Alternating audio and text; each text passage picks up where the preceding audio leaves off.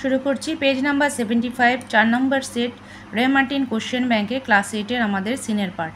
আজকে শুধু সিনিয়র পার্টই করাবো, আর পরবর্তী ভিডিওতে তোমাদের আনসিন আর গ্রামারে পোর্শন করে দেওয়া হবে। তো প্রথমে বলেছে এখানে read the following passage and answer the questions given below. আমাদের প্যাসেজটি পড়ে কোশ্চেন অ্যান্সারগুলো করতে বলা হয়েছে। তো চলো আমরা তাড়াতাড়ি করে কোশ্চেন অ্যান্সারগুলো করে নিই আগে। এ নাম্বার বলছে complete the following sentences with correct information from the টেক্সটের থেকে ইনফরমেশন নিয়ে আমাদের এই প্যাসেজটা কমপ্লিট করতে বলেছে। নাম্বার 1 বলেছে king Arthur receive the enchanted শোর্ড from the mysterious hand which, মানে যা কিং আর্থার যে হাতে যে তার কাছে যে সেই তরোয়ালটা ছিল, সেই তরোয়ালটা তিনি যে মিস্টেরিয়াস হ্যান্ড থেকে নিয়েছেন সেটা কি, সেটা আমাদেরকে এটা হবে appearing from the depth of the lake, যা কিনা লেকের একদম গভীর থেকে উঠে আসছিল। নাম্বার 2 হবে as King Arthur was gentle and just, answer so the greedy barons were unhappy. Number 3 the devoted knights of King Arthur gather, প্রজারা কিং আর্থারের কাছে কেন গিয়েছিল, দা বলছে গিয়েছিল কোথায় গিয়েছিল, around the famous round table.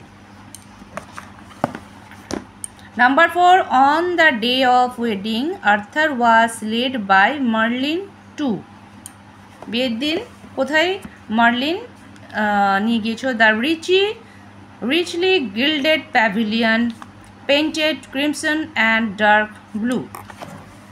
নাম্বারের আমাদের কমপ্লিট দ্য ফলোয়িং সেন্টেন্স হয়ে গেল। নাম্বার বিতে বলছে answer the following questions. How is the round table described, round টেবিলটা কেমন ছিল বর্ণনা করতে বলা হয়েছে। তো the round table was huge round oak table richly carved capable of seating 50 people. Number 2 what promise did the knights of King Arthur make? এর অ্যান্সারটি লিখবো আমরা, তার কি প্রমিস করেছিল। The knights promised that they would help the helpless, be gentle to the weak and to punish the wicked, যারা helpless তাদেরকে তারা সাহায্য করবে, যারা দুর্বল তাদের সঙ্গে ভদ্র আচরণ করবে এবং যারা চতুর তাদেরকে তারা শাস্তি দেবে। Number 3 what finally happen to the এক্সক্যালিবারের সাথে কী হয়েছিল, the king gave his magic sword the Excalibur to trusted knight. At the king's command, the knight threw the sword into the lake amid the plain of the sweet-smelling flowers. A beautiful arm arose from the lake, caught the sword and disappeared into the green depth of water. তো এ হয়ে গেল আমাদের question.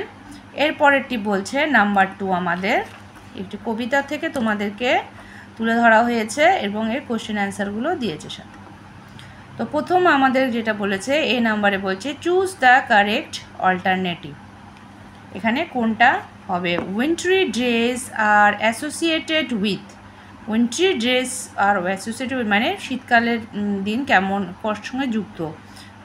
Swallow and sparrow, snow and frost, heart and soul, friends and foes, এটা হবে B number, snow and frost, B.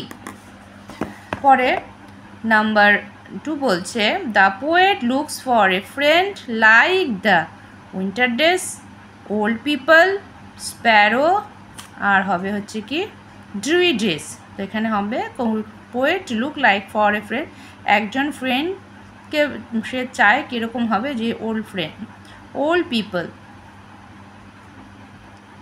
B number answer the following questions বলছে number 1 what does a true friend কি, এবং number 2 বলছে why does the poet compare the sparrow with old friend. তো প্রথম নাম্বারে যে অ্যান্সারটি আছে what does a true friend do, একজন সত্যিকারের বন্ধু কি করতে পারে। A the poet one true friend who will stay with her for ever, যে কিনা সবসময় তার সঙ্গেই থাকবে, বিট সামার অর উইন্টার, গরম হোক আর শীত হোক, সানশাইন আর ফ্লোর, কুয়াশা হোক আর সূর্যে আলো রোদ উঠুক, ডিলাইট অর সরো, আনন্দ হোক আর দুঃখ হোক, সবসময় থাকবে। নাম্বার 2 বলছে why does the poet compare the sparrow with old friend, old ফ্রেন্ডের সঙ্গে কেন স্প্যারোকে বা চড়ুই পাখিকে তুলনা করা হয়েছে। Sparrow always stay with us like old friends, সবসময় পুরনো বন্ধুর মতনই থাকবে। And old friend always keep contact, একজন পুরনো বন্ধু সবসময় যোগাযোগ রাখে উইথ দ্যাট পার্সন, সেই সমস্ত লোকদের সঙ্গে, মানুষদের সঙ্গে। অ্যান্ড নেভার লিভস হিম, এবং কখনও তাকে ছেড়ে যায় না, ইন ডিস্ট্রেস, তার যে কোনো রকমের দুঃখেই হোক। So the poem compares the sparrow with the friend, সেই জন্য লেখক তার স্প্যারোর সঙ্গে ফ্রেন্ডস তুলনা করেছে।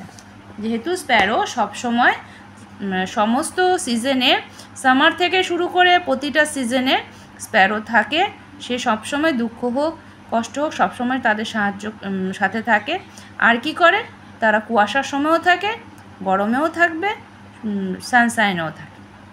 তো হয়ে গেল আমাদের সিনের পোর্শন। তো আশা করি তোমরা ভালো লেগেছে বা বুঝতে পেরেছো, আর পারলে এটি বন্ধুদের মধ্যে শেয়ার করে নিও। আজ এ পর্যন্তই রাখছি, আর পরের ভিডিওতে আমি আনসিন গ্রামার একসাথে দিয়ে দেবো। ওকে।